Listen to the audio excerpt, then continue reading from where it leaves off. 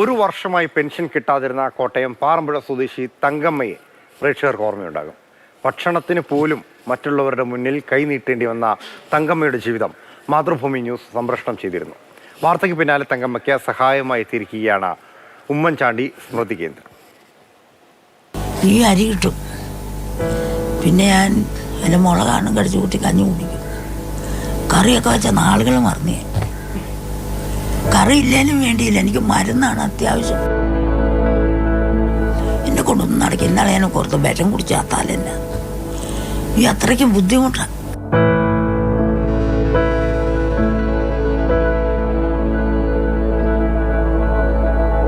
ഒരു വർഷമായി കെട്ടിട നിർമ്മാണ തൊഴിലാളികൾക്കുള്ള പെൻഷൻ കിട്ടാതിരുന്ന തങ്കമ്മയുടെ ജീവിതം കഴിഞ്ഞ ചൊവ്വാഴ്ചയാണ് മാതൃഭൂമി ന്യൂസ് പുറം ലോകത്തെ അറിയിച്ചത്.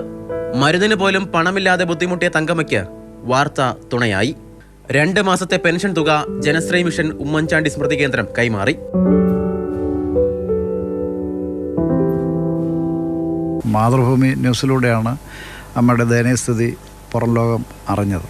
അമ്മയ്ക്ക് 2 പെൻഷനാണ് കിട്ടിക്കൊണ്ടിരുന്നത്. അതുകൊണ്ട് ഞങ്ങൾ ഈ 2 പെൻഷൻ കൂടെ ചേർത്ത് 2 മാസത്തെ പെൻഷൻ ഇപ്പോൾ ആദ്യ ഗഡു എന്നുള്ള നിലയിൽ അമ്മയ്ക്ക് കൊടുക്കുകയാണ്. ഈ അമ്മ ഇന്നലെ ചോദിച്ചതും ഇന്ന് ചോദിക്കുന്നതും തനിക്ക് അർഹതപ്പെട്ട പെൻഷനാണ്. നിലവിൽ കിട്ടിയ പണം മരുന്ന് വാങ്ങാനായി ഉപയോഗിക്കുമെന്ന് പറയുകയാണ് തങ്കമ്മ. എനിക്ക് മരുന്ന് മേടിക്കണം, അതിൻ്റെ ആവശ്യം. പിന്നീട് കഥ വെക്കാൻ സ്ഥലം മേടിക്കണം. എനിക്ക് മരുന്ന് ഒത്തിരി രൂപയുടെ വേണം തന്നെ. ഞാൻ ഏറ്റവും കുറച്ചായി വലിക്കുന്ന മരുന്നൊക്കെ മേടിക്കുന്നത്. എനിക്കൊരു മരുന്നൊക്കെ ഏറ്റവും കൂടുതൽ വിലയാണ്. ചെറുതാണേലും തങ്കമ്മയുടെ മനസ്സിൽ ഇപ്പോൾ ഒരു ആശ്വാസമുണ്ട്. ആരെല്ലാമോ കൂടെയുണ്ടെന്ന ആശ്വാസം.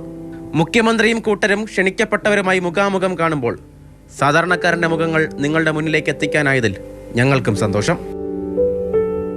കോട്ടയത്ത് നിന്ന് ക്യാമറാമാൻ ജോബിൻ തേക്കടിക്കൊപ്പം Shinoj S T, Mathrubhumi news.